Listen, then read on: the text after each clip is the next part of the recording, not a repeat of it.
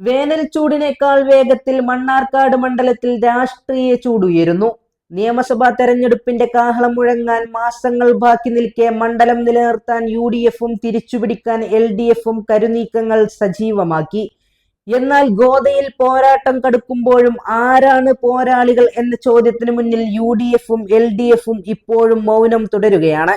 അണിയറയിൽ ചർച്ചകൾ കൊഴുക്കുന്നുണ്ടെങ്കിലും സ്ഥാനാർത്ഥി നിർണയത്തിൽ ഇരുമുന്നണികളും പുലർത്തുന്ന രഹസ്യ സ്വഭാവം മണ്ഡലത്തിൽ ആകാംക്ഷ വർദ്ധിപ്പിക്കുന്നു. കഴിഞ്ഞ 3 തവണയും മണ്ഡലം കൈവിടാതിരുന്ന N ശംസുദ്ദീൻ തന്നെ വീണ്ടും ജനവിധി തേടുമെന്ന സൂചനകൾ ശക്തമാണെങ്കിലും ഔദ്യോഗിക സ്ഥിരീകരണം ഇല്ലാത്തത് പ്രവർത്തകർക്കിടയിൽ ചർച്ചയാണ്. വികസന നായകൻ എന്ന പ്രതിച്ഛായ ശംസുദ്ദീന് തുണയാകുമെന്ന് ഒരു വിഭാഗം ഉറച്ചു വിശ്വസിക്കുന്നു. ലീഗിലെ പ്രാദേശിക തലത്തിലുള്ള ചില അഭിപ്രായ വ്യത്യാസങ്ങൾ പരിഹരിച്ച് ഐക്യത്തോടെയുള്ള ഒരു പ്രഖ്യാപനത്തിനാണ് പ്രാദേശിക നേതൃത്വം കാത്തിരിക്കുന്നത്. സംസ്ഥാന നേതൃത്വത്തിന്റെ പച്ചക്കൊടി ലഭിച്ചാലുടൻ സർപ്രൈസ് പ്രഖ്യാപനം ഉണ്ടായേക്കാം. നഷ്ടപ്പെട്ട പ്രതാപം വീണ്ടെടുക്കാൻ ഒരു ജയന്റ് കില്ലറെ തന്നെ രംഗത്തിറക്കാനാണ് CPI നീക്കം. മുൻ ഡെപ്യൂട്ടി സ്പീക്കർ ജോസ് ബേബി മുതൽ പ്രാദേശിക നേതാക്കളായ മണികണ്ഠൻ പൊറ്റശ്ശേരി, P കബീർ, VM ലത്തീഫ് എന്നിവരുടെ പേരുകൾ വരെ സജീവ പരിഗണനയിലുണ്ട്.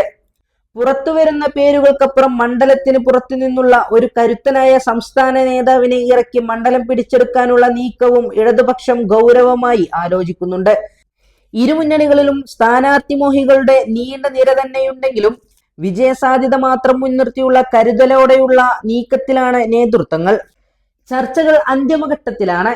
എന്നാൽ പേര് ഇപ്പോൾ വെളിപ്പെടുത്താനാവില്ല. മണ്ഡലം പിടിക്കാൻ ഏറ്റവും അനുയോജ്യനായ ആൾ തന്നെ എത്തും.